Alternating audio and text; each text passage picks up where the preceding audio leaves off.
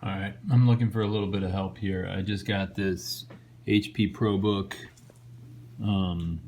It's a 450 G7, brand new in October of 2020. And my company's brand new, and I believe we do not have a domain server yet, but we have Office 365. And when I turned it on, it asked me for my information, and so I punched in. I said, yeah, it's going to be for a work account, right? And I try punching in my information here, and it says that it's not able to contact the server, which kind of makes sense because we don't have a domain server yet. So I can't log in. But what's interesting, and maybe there's something out here, is that there's this password option.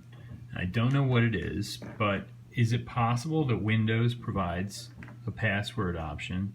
I have set this up, so I'm connected to the internet here. And when I punch in just like a regular Hotmail address, it just says invalid because I didn't set that up as an account for this computer.